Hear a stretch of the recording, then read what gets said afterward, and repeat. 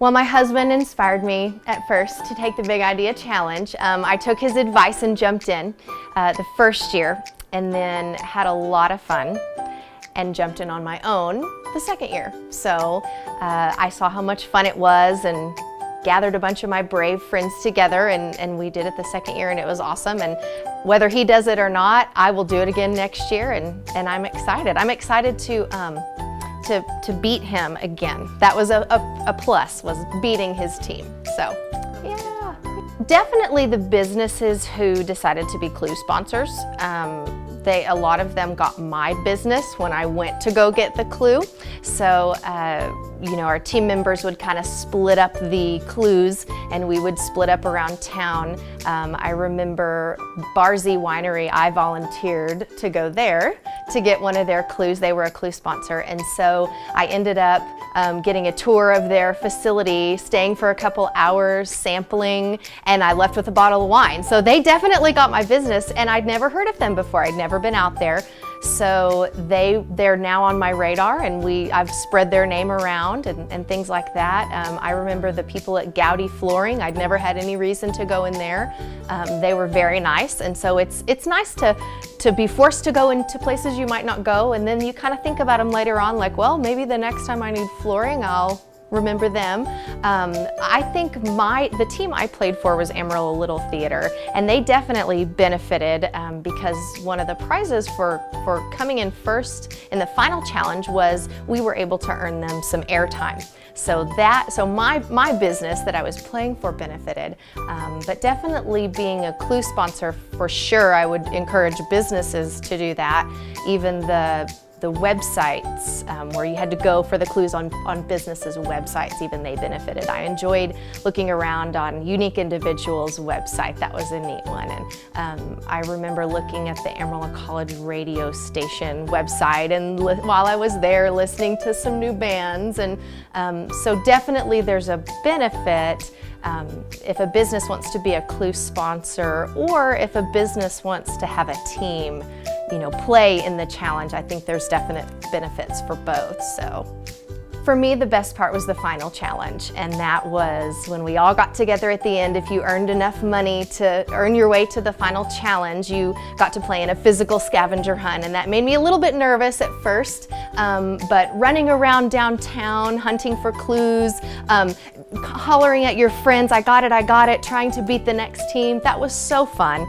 The businesses who brought in food and beverages and had the party on the roof, and that was definitely the best time, and that's probably really what's bringing me back for next year, was the final challenge. So that was my favorite part. Very good. I would get anyone that you think is a fun friend and go for it. I think there's a place in it for all types of people. Last year on our team, we had people who really knew the city very well, and that benefited us in the final challenge. There were people who were born and raised here who we had on our team, and they knew a lot of the answers really fast. And then if you have people who have some connections and feel like they're just good at fundraising, we did have some people who kind of stayed in the background and helped our team by fundraising, making phone calls, sending out letters, you know, sending emails to friends and family. And then we had some people on our team who really took the puzzle challenges very seriously, and we had some brainiacs on our team, and so if you like to solve puzzles, there's a place for you. So we had kind of a mix of all kind of people on our team, and I think there was something for everyone. So if you're thinking about doing it, it's definitely nothing but fun, and we kind of had to remind ourselves at the end of the day, this is such a great fundraiser for Panhandle PBS, and something that's ultimately benefits everyone in our community. So that was kind of the driving force, was there's a little friendly competition, and so if you're competitive, it's a great thing to do. But then at the end of the day, no matter what your role is, we kind of had to say this is just nothing but good. It is really fun. It's really fast-paced. It's a lot in a short amount of time. So when you think fundraiser, that sometimes that, you know, you kind of think about a long-term commitment. Fundraising was actually one of the easiest parts. People are very willing to say yes if it's a great cause, and you never, I mean, I don't think I had anyone directly tell me, no, I can't do that, or no, I won't do that. So fundraising, while it made me a little bit nervous to ask, was actually very, very easy. I think people know that Panhandle PBS is a great organization. So, and if you throw in the fact that, you know, the company you're playing for or the team you're playing for might end up benefiting as well, people might be willing to give a little more too. So, but yeah, I think I do want to get the message out there that the fundraising was not intimidating.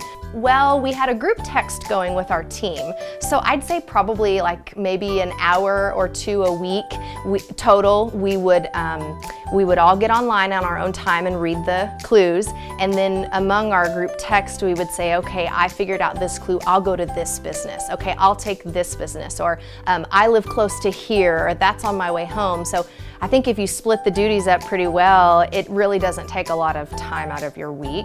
And then of course, you know, sending emails to people or maybe even sending letters to fundraise doesn't take much time at all. It really was a great memory for our team, for our group. I know we're ready to do it again next year, so I would definitely encourage someone to do it and really think about this is just a great fundraiser for Panhandle PBS.